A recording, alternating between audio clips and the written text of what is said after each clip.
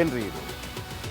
ಇದರಲ್ಲಿ ಆ ಜಾತಿಯವ ಇದ್ದಾನೆ, ಈ ಜಾತಿಯವ ಇದ್ದಾನೆ, ಮೇಲು ಅಂತ ನೀವೇನು ಕರ್ಕೋತೀರಿ, ಕೆಳಗೆ ಅಂತ ಎಲ್ಲ ಮಾನವ ಸಮುದಾಯಕ್ಕೆ ಇದೊಂದು ರೀತಿಯಲ್ಲಿ 35,000ಕ್ಕೆ ಒಬ್ಬ ಆತ್ಮಹತ್ಯೆ, 35,000ಕ್ಕೆ ಆತ್ಮಹತ್ಯೆ, 50,000ಕ್ಕೆ ಕಿಡ್ನಿ ಮಾರಾಟ, 50,000ಕ್ಕೆ 9,000 ಕೋಟಿ ಸಾಲ ಇದೆ ವಿಜಯ ಮಲ್ಯ. ಗುಜರಾತ್ನ ಕೆಲವು ವ್ಯಾಪಾರಿಗಳದ್ದು ಕೋಟಿ ಸಾಲ ಇದೆ, ಸಿದ್ದರಾಮಯ್ಯನವ್ರದ್ದು ಸಾಲ ಇದೆ, ಕುಮಾರಸ್ವಾಮಿದು ಸಾಲ ಇದೆ, ಯಡಿಯೂರಪ್ಪನವ್ರದ್ದು ಸಾಲ ಇದೆ, ಬಸವನಗೌಡ ಪಾಟೀಲ್ ಯತ್ನಾಳ್ ಅವ್ರದ್ದು ಸಾಲ ಇದೆ, ವಿಜೇಂದ್ರ ಸಾಲ ಇದೆ, ಅಶೋಕ್ ಎಲ್ಲರ ಸಾಲ ಇದೆ, ಎಲ್ಲರ ಸಾಲ ಇದೆ. ಆದರೆ ಬಡವರು ಮಾತ್ರ ಕಟ್ಟೋಕ್ಕಾಗಿಲ್ಲ ಅಂತ ಹೇಳುವಾಗ ಯಾರು ಬರಬೇಕು ಅವರ ನೆರವಿಗೆ? ಸರ್ಕಾರ ಕೇಳುವಾಗ ಏನು ಹೇಳ್ತಾರೆ? ಅದು ಕೇಂದ್ರ ಮಾಡಬೇಕು, ಯಾರು ಮತ್ತೊಂದು ಮಾಡ. ಆದರೆ ಅವರು ಇವರೆಲ್ಲ ಏನಾದರೂ ಮಾಡಬೇಕಲ್ಲ. ಎಷ್ಟು ದಿನ ಅಂತ ಇವರ ಗೋಳನ್ನು ನಾವು ನೋಡಬೇಕು? ಎಷ್ಟು ದಿನ ಅಂತ ಈ ಹೆಣ ಬೀಳಬೇಕು?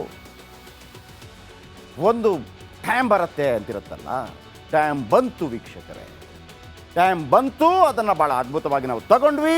ಪ್ರತಿಯೊಂದನ್ನು ಕೂಡ ಇಂಚಿಂಚಾಗಿ ಯಾವಾಗ ನಾವು ಅದನ್ನು ದೊಡ್ಡ ಮಟ್ಟದಲ್ಲಿ ಶುರು ಮಾಡಿದ್ವೋ ಒಂದು ಪೋಸ್ಟ್ ಕಾರ್ಡ್ ಹಾಕಿದ್ವಿ, ಸೂಪರ್ 3ಯಲ್ಲಿ ಮಾಡ್ತೀವಿ ಅಂತೇಳಿ ಎಲ್ಲ ಚಾನಲ್ಗಳು ಎತ್ಕೊಂಡ್ಬಿಟ್ರು. No problem, ಎತ್ಕೊಳ್ಳಿ. ಇದು ಚಾನಲ್ TRP ಪ್ರಶ್ನೆ ಅಲ್ಲ, ಇದು ಸಮಾಜದಲ್ಲಿ ಆಗಬೇಕಾದಂಥ ಒಂದು ದೊಡ್ಡ ಬದಲಾವಣೆ ಆಯಿತು. ಯಾರೆಲ್ಲ ತೀರ್ಕೊಂಡ್ಬಿಟ್ರು? ಇವ್ರಿಗೊಂದು 5-5 ಲಕ್ಷ ಒಂದು ಪರಿಹಾರಗಳಾದರೂ ಇದೆಯಾ? ಕೊಡಬೇಕಲ್ಲ, ಕೊಡಬೇಕು. ನಾನು ಪದೇ ಹೇಳ್ತಾ ಇರ್ತೀನಿ ಒಂದು ಮಾತು, ಅದು ಹೆಮ್ಮೆಯಿಂದ ಹೇಳೋದು, ಅದು ಬೇರೆ ವಿಚಾರ. ಈಗ ಅಂಬರೀಷ್ ಅವರು ಅಸ್ವಸ್ಥರಾಗಿದ್ದಂಥ ಸಂದರ್ಭದಲ್ಲಿ ಅವರನ್ನು ಏರ್ ಲಿಫ್ಟ್ ಮಾಡಲಾಯಿತು ಸಿಂಗಾಪುರ್ಗೆ.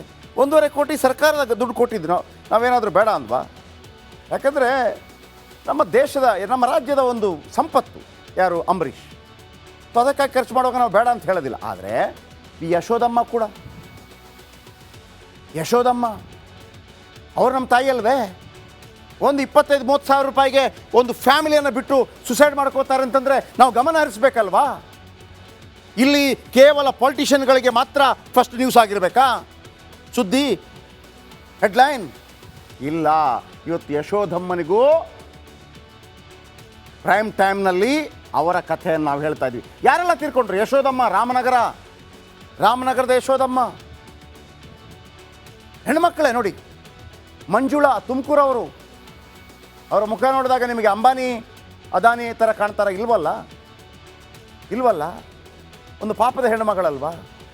ಸಾದಿಕ್ ಬೇಗಂ, ತುಮಕೂರು. ಸುಶೀಲಮ್ಮ, ಮೈಸೂರು, ಅವರ ಮುಖ ನೋಡಿ. ಕಾಸಿಂ, ಯಾದಗಿರಿ, ಪಾಪ 35,000ಕ್ಕೆ ಸತ್ತೋಗ್ಬಿಟ್ಟ. ಸರೋಜಾ, ಚಿಕ್ಕೋಡಿ, ತೀರ್ಕೊಂಡವರು. ರೇಷ್ಮಾ, ಬೀದರ್. ಭಾಗ್ಯಮ್ಮ, ತುಮಕೂರು.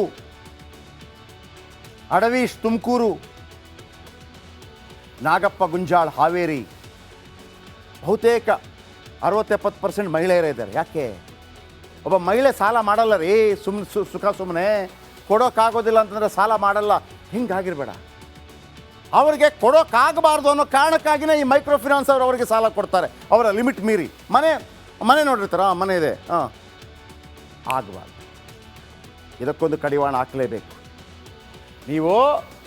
ನಾನು ಒಂದು ಪ್ರಶ್ನೆ, ಸರ್ಕಾರ ಏನು ಹೇಳುತ್ತೆ? ನಾವು ಬಡ್ಡಿ ರಹಿತ ಸಾಲ ಕೊಡ್ತಾ ಇದ್ದೀವಿ. ಯಾರಿಗೆ?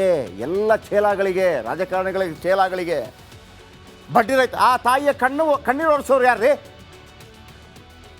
ಆಯಿತು, ನೀವು ಬಡ್ಡಿ ರಹಿತ ಸಾಲ ಕೊಡ್ತೀರಿ, ಯಾವುದಾದ್ರೂ ಶ್ಯೂರಿಟಿ ಇಲ್ಲದೆ ಕೊಡ್ತೀರಾ? ಒಂದು 50,000 ಕೊಡಬೇಕಾದ್ರೂ ಕೂಡ ಶ್ಯೂರಿಟಿ. ನನ್ನ ಪ್ರಶ್ನೆ, ಒಂದು ಬ್ಯಾಂಕ್, ಸಹಕಾರಿ ಬ್ಯಾಂಕ್, ಮತ್ತೊಂದು ಡ್ಯಾಶ್, ನೀವು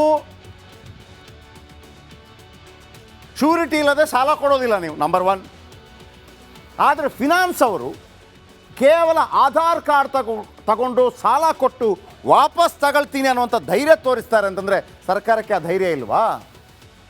ನೀವು ಏನು ಫ್ರೀ ಬಡ್ಡಿ ಕೊಡಬೇಡಿ. ಒಂದು ಸಲಹೆ, ಬೇಕಿದ್ರೆ ಒಂದು 2% ಬಡ್ಡಿ ಹಾಕಿ. ಆ 2% ಬಡ್ಡಿಯಲ್ಲಿ ಬರೋ ದುಡ್ಡಿದೆಯಲ್ಲ, ಅದಕ್ಕೆ ಹುಡುಗರನ್ನು ನೇಮಕ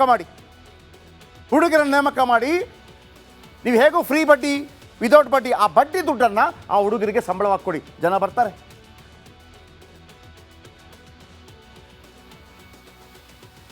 ಒಂದು ಕ್ರೆಡಿಟ್ ಕಾರ್ಡಲ್ಲೂ ಕೂಡ ಆಗತ್ತೆ ರೀ. ಕ್ರೆಡಿಟ್ ಕಾರ್ಡಲ್ಲೂ ಕೂಡ ಬ್ಲೇಡ್ ಹಾಕ್ತಾರೆ. ಆದರೆ ಕ್ರೆಡಿಟ್ ಕಾರ್ಡ್ ಅಟ್ಲೀಸ್ಟ್ 1 ಲಕ್ಷ ನಿಮಗೆ ಕ್ರೆಡಿಟ್ ಕಾರ್ಡ್ ಕಟ್ಟೋಕೆ ಬಂದರೆ 5% ಕಟ್ಟಿ ಅಂತ ಹೇಳ್ತಾರೆ ಅವರು.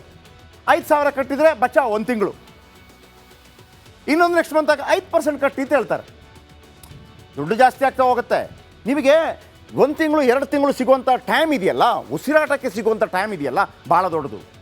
ಇವ್ರದ್ದು ಹೆಂಗೆ 10,000 ತಗೋತೀರಿ ಅಂತ ಇಟ್ಕೊಳ್ಳಿ, ಸಿಂಪಲ್ ಆಗಿ ಹೇಳ್ತೀನಿ. 10,000 ಇವರು 2,500 ಕಟ್ ಮಾಡಿ 7,500 ಕೊಡ್ತಾರೆ 1ನೇ ತಾರೀಕು.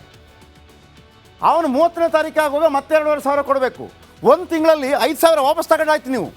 ಆ 5,000ದಲ್ಲಿ ಏನು ಮಣ್ಣು ತಿನ್ನಬೇಕು ಅವನು, ಸಾಯದ ಇನ್ನೇನು ಮಾಡಬೇಕು? ಹಾಗಂತ ಸಾಲ ಕೊಡ್ತೀರಿ, ಮತ್ತೊಂದು ಕೊಡ್ತೀರಿ. ಯಾಕೆ ಶ್ರೀಮಂತರ ತಗೊಳ್ಳಲ್ಲ ಇದನ್ನು? ಕೇರಳದಲ್ಲಿ ಆಪರೇಷನ್ ಕುಬೇರ ಅಂತೇಳಿ ಒಂದು ಪೊಲೀಸ್ ಫೋರ್ಸ್ ಮಾಡಿದ್ದಾರೆ. ಈ ಸಾಲಗಾರರು ಲೆಕ್ಕಕ್ಕಿಂತ ಮೀರಿ ಏನಾದರೂ ಮಾಡಿದರೆ ಅವರನ್ನೇ ಎತ್ತಾಕೊಂಡು ಹೋಗ್ತಾರೆ. ಸಾಲ ಕೊಡಿ, ವಾಪಸ್ ತಗೊಳ್ಳಿ, ಅದರ ಬಡ್ಡಿ ಸಮೇತ. ಎಷ್ಟೊಂದು ಸಾಲ ತಗೊಳ್ತೀರಿ. 1 ಲಕ್ಷ ತೊಗೊಂಡ್ರೆ 25,000 ರೂಪಾಯಿ ಕಟ್ ಮಾಡಿ 75,000 ಕೊಡೋದು, 29 ದಿವಸ ಆದಾಗ ಮತ್ತೆ 25,000 ರೂಪಾಯಿ ಬಡ್ಡಿ ಕೊಡೋದು. ಯಾವ ನ್ಯಾಯ ರೀ ಇದು? ಕೇಂದ್ರ ಸರ್ಕಾರಕ್ಕೆ ಅರ್ಥ ಆಗಲ್ವಾ ಇದು? ನೀವು ಯಾವುದೇ ಪಕ್ಷ ಇಟ್ಕೊಂಡ್ರೆ ನನಗೆ ಬೇಕಾಗಿಲ್ಲ. ಕೇಂದ್ರ ಸರ್ಕಾರ ಇದರ ಬಗ್ಗೆ ಆಲೋಚನೆ ಮಾಡಬೇಕಲ್ವಾ? RBI ವಿಚಾರ ಆಲೋಚನೆ ಮಾಡಬೇಕಲ್ವಾ? ಯಾರ್ಯಾರೋ ಮಕ್ಕಳು ಎಷ್ಟು ಜನ ಯಾವುದು ರಮ್ಮಿ ಗಿಮ್ಮಿ ಆಡ್ಕೊಂಡು ಸಾಯ್ತಾ ಇದ್ದಾರೆ, ಆಲೋಚನೆ ಮಾಡಬೇಕಲ್ವಾ? ನಾವು ಟಿಕ್ಟಾಕ್ ಬ್ಯಾನ್ ಮಾಡಿದ್ವಿ, ಇದನ್ನು ಬ್ಯಾನ್ ಮಾಡ್ಬೋದಲ್ವಾ? ನೀವು ಆಗದೇ ಇದ್ದಾಗ ಸರ್ಕಾರವನ್ನು ಕೇಳ್ತೀವಿ. ಸುಗ್ರೀವಾಜ್ಞೆ ತರ್ತಾ ಇದೆ ಸರ್ಕಾರ. ಸಿದ್ದರಾಮಯ್ಯನವರು ಈ ಸುಗ್ರೀವಾಜ್ಞೆ ತಂದರು, ಬಡವರ ಕಣ್ಣೀರು ಒರೆಸಿದ್ರೆ ಇಲ್ಲಿ ಅಹಿಂದಾನೂ ಇದೆ, ಮೇಲ್ವರ್ಗನೂ ಇದೆ, ಮತ್ತೊಂದು ವರ್ಗನೂ ಇದೆ. ಇಲ್ಲಿ ವರ್ಗದ ಬಗ್ಗೆ ಮಾತಾಡ್ತಾ ಇಲ್ಲ ನಾನು. ಇಲ್ಲಿ ಆರ್ಥಿಕವಾಗಿ ಯಾರು ಶಕ್ತರಿಲ್ಲ ಅವರಿಗೆ ನೆರವನ್ನು ನೀವು ಕೊಡಲೇಬೇಕಾಗಿದೆ. ಇವ್ರು ಮಾಡ್ತಾ ಇರೋ ತಪ್ಪ ಸರ್?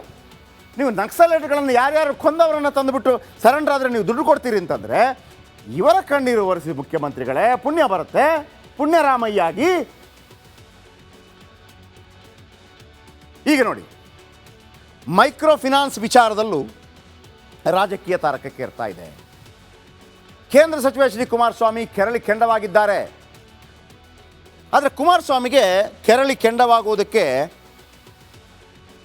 ಒಂದು ಅವಕಾಶ ಇದೆ. ಯಾಕೆ ಅಂತಂದರೆ ಇವರು ಮುಖ್ಯಮಂತ್ರಿ ಆಗಿದ್ದಾಗ ಒಂದು ಸಾಲ ಕೊಡೋ ವ್ಯವಸ್ಥೆಯನ್ನು ಮಾಡಿದರು. 10,000 ರೂಪಾಯಿನ ಸಾಲ ಕೊಡುವಂಥ ವ್ಯವಸ್ಥೆಯನ್ನು ಮಾಡಿದರು. ಇದು ಆದರೆ ಮೈಕ್ರೋ ಫಿನಾನ್ಸ್ ಇದೆಯಲ್ಲ, ನಾನು ಬೆಳಗ್ಗೆ ಬಿಗ್ ಮಾರ್ನಿಂಗಲ್ಲಿ ಇದರ ಬಗ್ಗೆ ವಿವರವಾಗಿ ಹೇಳಿದ್ದೆ. ನೀವು 1 ಲಕ್ಷ ರೂಪಾಯಿಯನ್ನು ಬ್ಯಾಂಕಲ್ಲಿಟ್ಟರೆ ನಿಮಗೆ 70,000 ರೂಪಾಯಿ, 10 ಲಕ್ಷ ಬ್ಯಾಂಕಲ್ಲಿ 1 ಲಕ್ಷ ಬ್ಯಾಂಕಲ್ಲಿಟ್ಟರೆ 1 ವರ್ಷ ಕಳೆದ ನಂತರ 7,000 ರೂಪಾಯಿ ಬಡ್ಡಿ ಬರುತ್ತೆ. ಡಿವೈಡೆಡ್ ಬೈ 12 ಅಂದರೆ 600 ರೂಪಾಯಿ ತಿಂಗಳಿಗೆ. ನಿಮ್ಮ ಬಳಿ ಚಿನ್ನ ಇದೆ, ನಿಮಗೆ 1 ಲಕ್ಷ ಬೇಕು ಅಂತಂದರೆ ನೀವು ಬ್ಯಾಂಕಲ್ಲಿ ಚಿನ್ನ ಇಟ್ಟರೆ 1 ಲಕ್ಷ ನಿಮ್ಗೆ ಕೊಡ್ತಾರೆ. ಪ್ರತಿ ತಿಂಗಳು ನೀವು 1,000 ಬಡ್ಡಿ ಕಟ್ಟಿದ್ರೆ ಸಾಕು, 1%. ಅದರ ಹೊರತಾಗಿ ಈಗ ಸ್ವಲ್ಪ ದುಡ್ಡಿದ್ದವರೆಲ್ಲ ಕೈ ಸಾಲ ಮಾಡ್ತಾ ಇರ್ತಾರೆ. ಈಗ ನನ್ನ ಹತ್ರ ಒಂದು 10 ಲಕ್ಷ ಇದ್ದರೆ, ನಮ್ಮ ಫ್ರೆಂಡ್ಗಳು ಯಾರೋ ಕೇಳಿದರೆ ಒಂದು ಸಣ್ಣ ಒಳಗಿನ ಒಂದು ಬಡ್ಡಿ ವ್ಯವಹಾರಗಳು ನಡೀತಾ ಇರುತ್ತೆ. 2% ಬಡ್ಡಿ, 3% ಬಡ್ಡಿ, 4. ಒಂದು ಉದಾಹರಣೆಗೆ ಹೇಳಿದ್ದು ಅಂದರೆ ಹೆಂಗೆ, 10 ಲಕ್ಷ ನಾನು ಕೊಡ್ತೀನಿ, ಅವನು ಪ್ರತಿ ತಿಂಗಳು 20,000 ಕೊಡಬೇಕು. ಅದಕ್ಕೂ ಓಕೆ ಅನ್ನೋರು ಇದ್ದಾರೆ ಈ ಬಿಲ್ಡರ್ಗಳಿಗೆ. ಮತ್ತು ಈ ಮಾರ್ಕೆಟ್ಗಳಲ್ಲಿ ಒಂದು ನಡೆಯುತ್ತೆ ಮೀಟ್ರ್ ಬಡ್ಡಿ. ಹೆಂಗೆ, ನನಗೆ ಇವತ್ತು ಬೆಳಿಗ್ಗೆ 10,000 ಬೇಕು, ನಾನು ಒಂದು 50 kg ಈರುಳ್ಳಿ ತೆಗಿತೀನಿ. ಈರುಳ್ಳಿ ತೆಗಿಯೋಕ್ಕೆ ದುಡ್ಡಿರೋದಿಲ್ಲ, ನಾನು ಮೀಟ್ರ್ ಬಡ್ಡಿ ಅವನ ಹತ್ರ ಹೋಗ್ತೀನಿ. ಅವ 10,000 ಕೊಡ್ತಾನೆ. 10,000 ಹೆಂಗೆ ಕೊಡ್ತಾನೆ? 1,000 ಕಟ್ ಮಾಡಿ 9,000 ಕೊಡ್ತಾನೆ. ನಾನು 9,000 ತಗೊಂಡು ಒಂದು 100 kg ಏನೋ ಒಂದು ಈರುಳ್ಳಿ ತಗೋತೀನಿ. ವ್ಯಾಪಾರ ಆಗುತ್ತೆ, ಸಂಜೆಗೆ 11,000 ಆಗುತ್ತೆ. ಅವನಿಗೆ 10,000 ಕೊಡ್ತೀನಿ, 1,000 ನನ್ನ ಕಿಸೆಗುಳಿತು. ನಾಳೆ ಬೆಳಿಗ್ಗೆ ಬಂದು ವಾಪಸ್ ತಗೋತೀನಿ. ಅಲ್ಲಿ 10% ಬಡ್ಡಿ ಆಗ್ತಾ ಇದೆ, ಆದರೂ ಪ್ರಾಬ್ಲಮ್ ಆಗಲ್ಲ. ಇದು ಹೆಂಗೆ ಗೊತ್ತಾ? ಅದೇ 10,000 ಇವ್ರ ಹತ್ರ ಕೇಳಕ್ಕೆ ಹೋಗ್ತೀನಿ, 2,500 ಕಟ್ ಮಾಡಿ ಅವ 7,500 ಕೊಡ್ತಾನೆ. ಕಟ್ ಮಾಡಿ ಕೊಡ್ತಾನೆ, 10,000 ಕೊಡಲ್ಲ ಅವ, ಕಟ್ ಮಾಡಿ ಕೊಡ್ತಾನೆ. ಇರೋದೇ 7,500. ಹಿಂಗೆ ಮಾಡಿದಾಗ 1 ತಿಂಗಳಾಗೋಯ್ತು, ಮತ್ತೆ 2,500 ರೂಪಾಯಿ 25% ಕೊಡಬೇಕು. ಹೆಂಗೆ ಸರ್ ಬದುಕೋಕ್ಕೆ ಸಾಧ್ಯ?